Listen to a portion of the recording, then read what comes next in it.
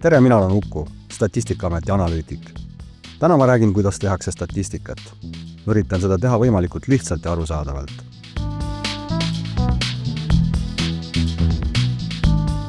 Millega algab andmete teekond? Statistika tootmise etappe on kokku 8. Neist esimene on vajaduste täpsustamine. See tähendab seda, et Statistikaamet kogub kokku siseriiklikud vajadused ehk suhtleb poliitikakujundajate, ministeeriumite, tellijate ja avaliku huvi esindajatega, kellelt saame teada, milliseid andmeid Eesti riigil tegelikult vaja on.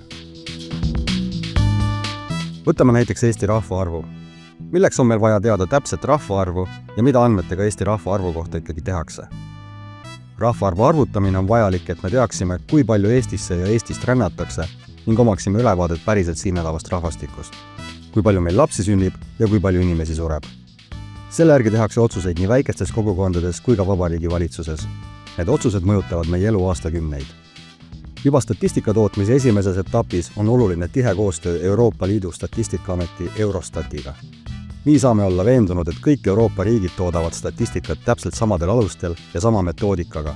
Ja nii saab Euroopa riikide statistikat omavahel võrrelda. Pärast vajaduste täpsustamist algab disainimise etapp. Kui teame, kust ja kuidas andmeid saada soovime, valmistame ette statistika kogumiseks vajaliku teekonna, sõnastame küsimused ja mõtleme välja töötlusprogrammid. Seejärel loome küsimustikud ning andmehõive ja töötlusprogrammid, mille olime disaini etapis välja mõelnud. Siin testime põhjalikult, kas meie disainitud lahendused ikka toimivad.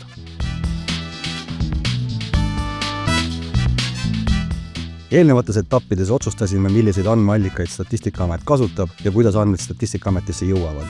Nüüd algab andmete kogumine. Vajalikud registri andmed, mis mõnel teisel riigiasutusel juba kogutud on, võtab Statistikaamet otse registritest. Kui andmeid on vaja eraandmekogudest, sõlmime selleks lepingud ja kokkulepped.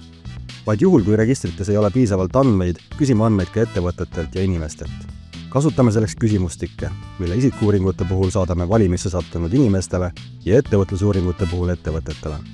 Et mitte kõikidelt inimestelt või ettevõtetelt küsida, on võimalik kasutada valimeid, kus üks inimene või ettevõte esindab mitut sarnast inimest või ettevõtet.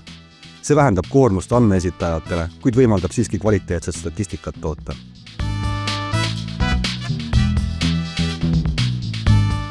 Andmete töötlemise etapp tähendab seda, et andmed tuleb puhtaks ja selgeks saada. Kui andmed Statistikaametisse saabuvad, vajavad need tihti kontrollimist ja puhastamist. Töötlemise käigus kontrollime ebatavalisi olukordi andmetes ja vajadusel teeme parandusi. Andmeid korrastame varem kokkulepitud reeglite järgi. Selle protsessi käigus viime andmed isikustamata kujule. See tähendab, et inimeste tema kohta käivad andmeid pole võimalik otseselt kokku viia.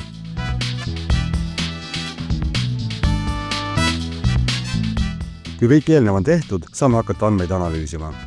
Nüüd näeme, mida andmed räägivad ja millist infot nad ühiskonna kohta annavad.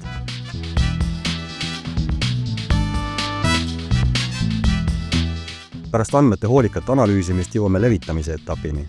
Me saame nüüd tulemusi kogu ülejäänud maailmaga jagada. Vormistame analüüsid nii, et neid oleks kõigil mugav tarbida. Visualiseerime graafikud ja teeme andmed kergesti loetavaks.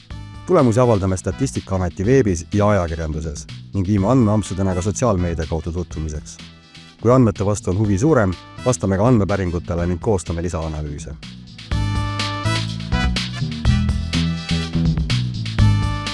Ja jõuamegi viimase, aga väga olulise etapini.